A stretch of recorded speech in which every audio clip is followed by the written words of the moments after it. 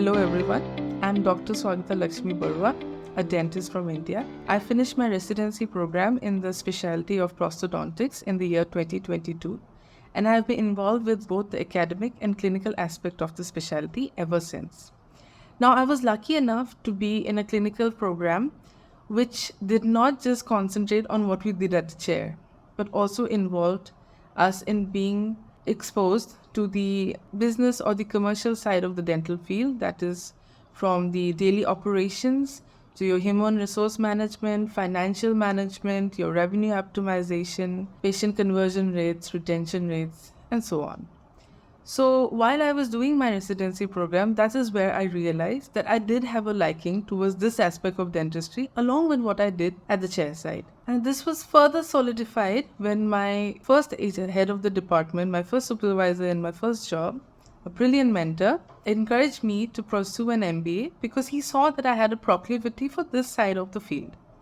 So hence began my GMAT journey. Now, I started it back in December 2023. And before I go ahead with telling you about my journey, let me first tell you about my first practice mock test results. It was a 575, that is the 62nd percentile, and of a Quant of 74, a verbal of 85, and a DI of 77. Now, when I finally gave my actual test on July 12, 2024, it came down to 695, that is 98th percentile, with a Quant of 85, verbal of 88, and a DI of 80. So it was a vast improvement, as you can see. So when I started my journey with that 62nd percentile, I was a long way off from the goal of 90th percentile that I wanted to crack. So I knew self-study wouldn't cut it, because although I was a good student of mathematics in school, all through my high school, I had been out of touch with it because of my concentration on the dental sciences for the last 10 years. So I would have to find a course which would guide me in the right direction, particularly for my quant. So while I was researching the most popular prep courses, I narrowed down to about the top 2-3, because I knew I would need a very comprehensive course, and TTP seemed to be one of the front runners when it came to a comprehensive syllabus. And for the price that they offered it for was very reasonable, because as an Indian, paying in dollars, it becomes a significant difference for us. Even a few $100s here and there makes a huge difference in our currency.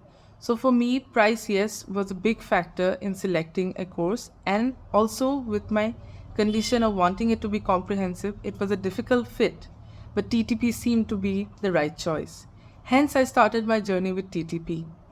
Now, I must tell you that I first started my journey back in September 2023, but because of personal reasons, I was not able to start my prep in the correct time.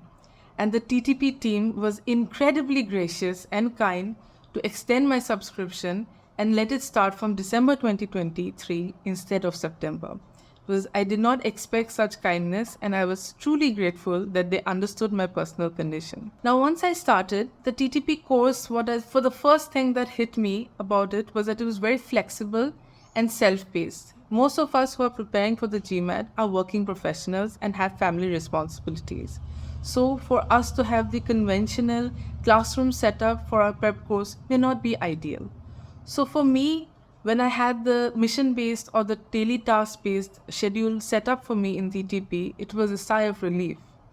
And for me, I need to be guided properly on a daily basis so that I do not procrastinate on my preparation. So I chose the daily study plan instead of the mission-based study plan. And I was very happy with my choice because it helped me stay on track all through the 6 months.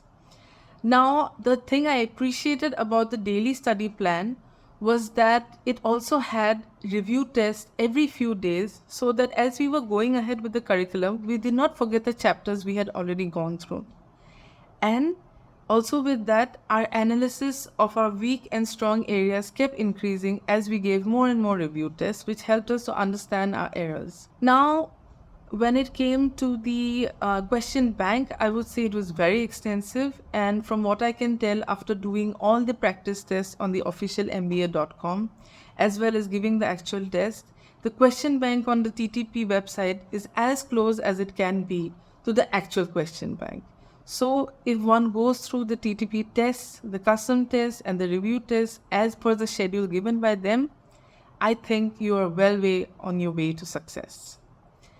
Now, when it comes to what made the difference towards the end, I would say that the error log, along with the must-know notes in every lesson, and the active review sheets. Now, I'm old school. I need physical pen and paper notes to really get it down when I'm revising. So instead of the only going through the modules on the website, having the active review sheets in my hand while I was revising in the last few weeks really helped me out. And towards the end, the curriculum is so vast that it's not easy, or it is not possible for you to go through each and every lesson all over again. So these must-knows, or the bookmarks that are given on the TTP website, are a huge help at this time, because you can just go through the must-knows and they are basically summaries of the lessons that you have gone through already. Now, the error log and the data-driven analyzer that they have on the website was incredibly helpful in the last few weeks when it came down just to minimizing my errors rather than going through the actual concepts.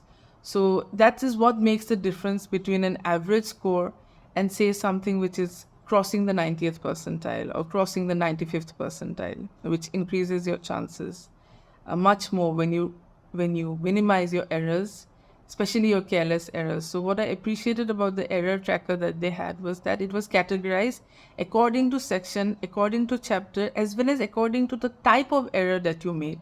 So it was very easy to understand that what did you have a propensity towards. Is it careless errors? Is it a conceptual error that you're going through? Is it that you get the concept but you're not being able to apply it properly? So those were very easy to understand on the error tracker, which helps you to correct them as you go ahead with your end phase of preparation. So that, I think, really made the difference from going, because when I started giving my mock test after I finished the course, my first, of course, was 62nd percentile. But as I went ahead and finished the course, by March 2024, when I gave the second mock test, my score had increased to 89th percentile, or 645, with a quant of 77, a verbal of 90, and a DI of 79. So it was a vast improvement, but there was still room for improvement in quant. So I really needed this error log and this data-driven analyzer to figure out which were my weak areas. Once I figured out my weak areas, I stopped revising in a general manner and only focused on my weak areas. I just took custom tests one after another every week, just concentrating on these topics, and hence the jump to quant of 85 on my final exam. So I think this is what will make the difference, because after a certain point, you feel like your potential or your ability on the GMAT is plateauing. Now, the GMAT syllabus on its own may not be very tough, may not be very complex, but the way the questions are presented and the way you have to solve them can be very tricky sometimes. So the syllabus may not be hard, but the exam is very hard. So for that matter, minimizing your errors and figuring out your weak spots is the way to get the good score. And in this matter, TTP helps you improve leaps and bounds from your initial starting point. So now I would say, to summarize my journey, is that stay focused, stay motivated, stay positive. Don't shy away from figuring out your weak areas. Those are the areas which will make or break your score. So really try to minimize and try to work on them till they become your strong points. Now, when I started TTP and they had a few lessons of strategy, which was very helpful as well. Now, in the strategy lessons, they would always say that keep practicing your weak areas till they become your strong areas. Now, that is something I never understood in the initial phase of my preparation, that how can it be something that is you're so weak at becomes your strength.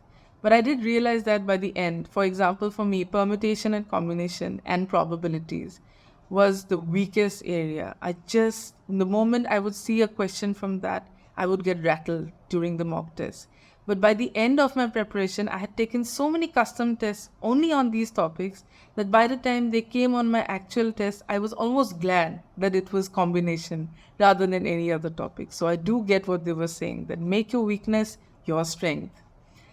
And so I would say another very helpful thing would be to simulate your test day conditions in your mock test, in each and every mock test. That means not just getting into a quiet room and, giving your test, also getting the right sketchpad, getting the right markers, getting into the right environment is of utmost importance. So when you give the actual exam, it doesn't even feel like an exam. It feels like just another mock test that you have been performing well anyway. So the anxiety is taken away, the stress is taken away. And at the end of the day, on the day of the exam, you know your syllabus, you know your stuff. The thing that makes the difference is keeping your calm, keeping your optimism. So I would say till the end that is the key to your success of crossing the 90th percentile on the GMAT focus. Thank you.